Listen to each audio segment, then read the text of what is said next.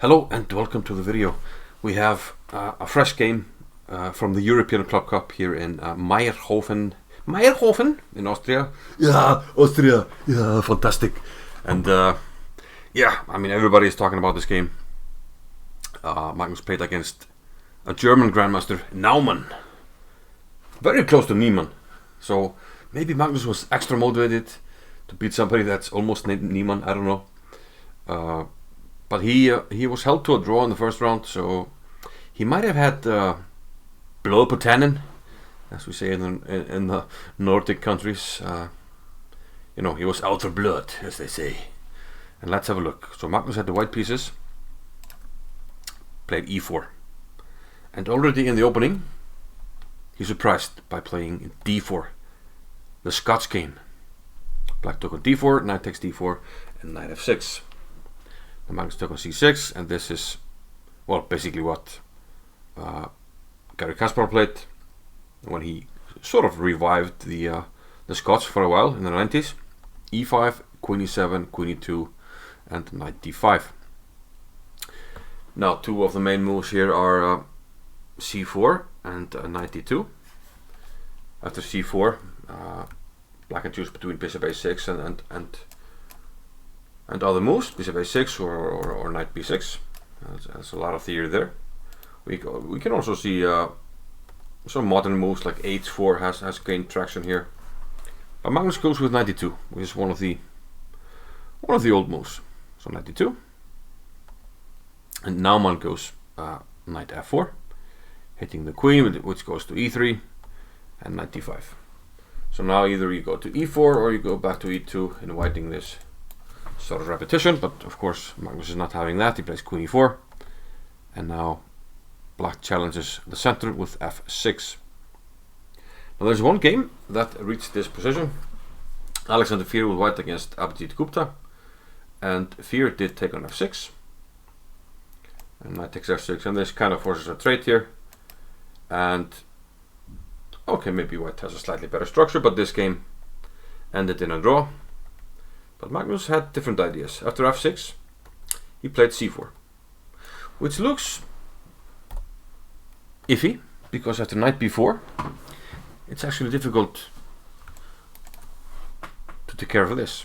For the moment, the queen is protecting it,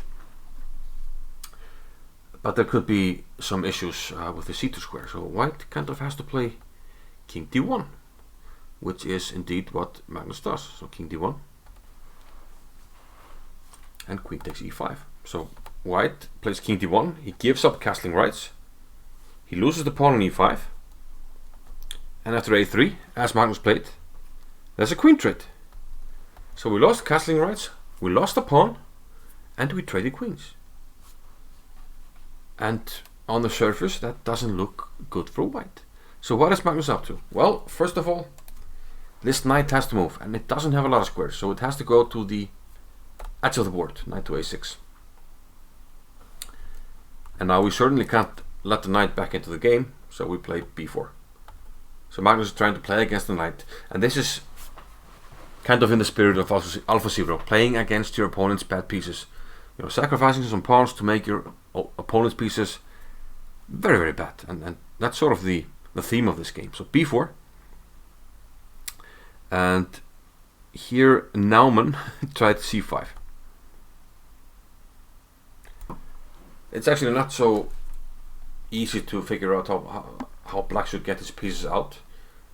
The knight is bad, it's difficult to get the bishop out. This bishop doesn't have a lot of opportunities, and while that is the case as such, you can't really castle, and then the rooks can't connect. So you kind of have bad pieces all around. So black tried c5, but the computers prefer knight b8. Similar maybe to what happened in the game, but okay, b5. Now the knight must go to a b8. So black has kind of undeveloped all his pieces. First he played bishop b7 though, because of hitting the knight, but Magnus simply protected it, bishop to d3. And now we have to play knight b8. We can't take here because we take back and the rook is hit. So knight b8 is forced.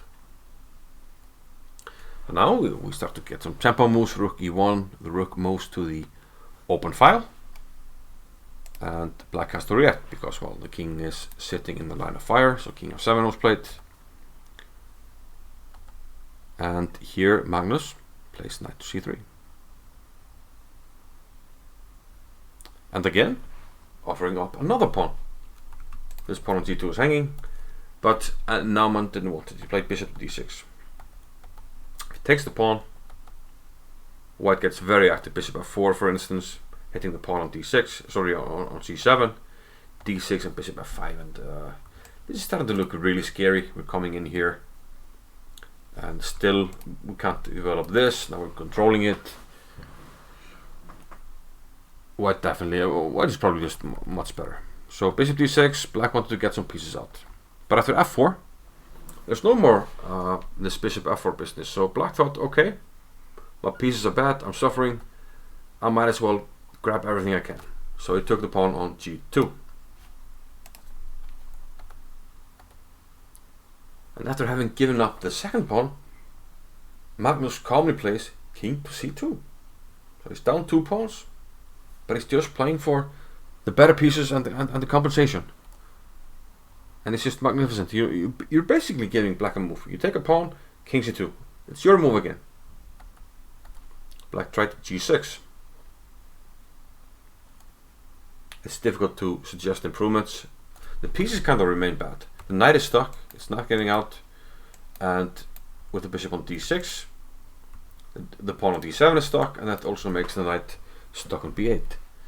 So it's really difficult to see how black is going to get his pieces out. Bishop e2, and this gives up yet another pawn on f4. And perhaps this was too much. But given that we're not getting the pieces out, being offered another pawn, why not take it? You know, take the pawn and try to get the bishop. Get the knight out. That's probably what Naumann thought. But this is probably the losing blunder. It would have been really interesting to see the game if black had found some of the moves that the computer is suggesting, such as a6 or even f5, but still it looks very difficult for black. But it took an f4, so he's now up 3 pawns. But Magnus plays very well here. He plays rook to e2, hitting the bishop on g2. And I think the bishop kind of has to stay on the long diagonal, so bishop e7. If it goes off the diagonal, I think, well, even just knight e5, so you can't take it, and we're hitting everything. So bishop e7. Rook f1, hitting the bishop.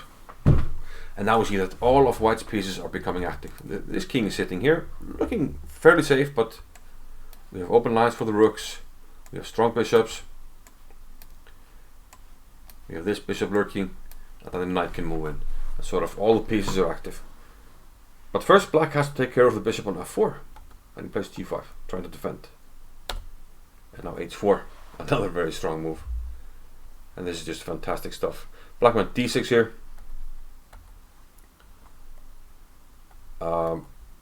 H6 was suggested, but okay, knight e4 could be strong. Even h5 is a move here.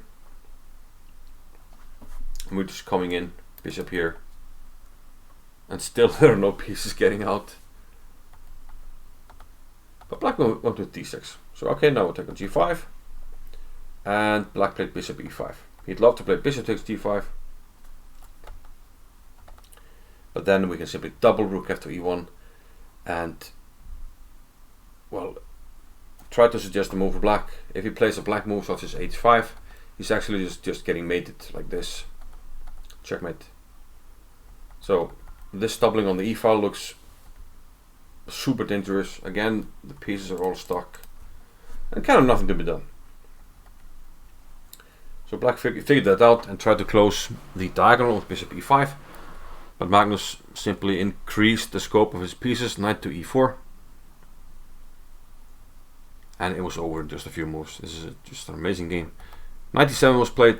If you try to exchange, like take on b2, simply king takes. You get a piece out, but knight takes f6. And even though black is still up a pawn in such a position, it's just completely losing. There's no way to defend this, like rook c8, bishop here. And that even facilitates bishop e6. So try to find a move for black, and good luck. He's up a pawn, but he can resign. So instead, Naumann tried knight to d7, But now Magnus cashed in, he played knight takes f6. Now if you take on b2, I'll take on d7, I win a piece. So he took an f6, but there's bishop takes e5. And after de and rook e5, black simply resigned. Material order will be restored after rook takes f6, and following that, everything will drop for black. This is hanging, this is hanging. There's no coordination between the rooks. White will get on the 7th. This will be hanging. Just completely game over. An absolutely fantastic game by Magnus Carlsen, who yet again shows us who is the boss. Very good game. I enjoyed it. Hope you did as well. And I'll see you soon. And hopefully we have some more content here from the European Club Cup. But well, I'll need to play better if I'm going to be able to show my games. But okay. So I'll see you in the next one. Thank you, and bye bye.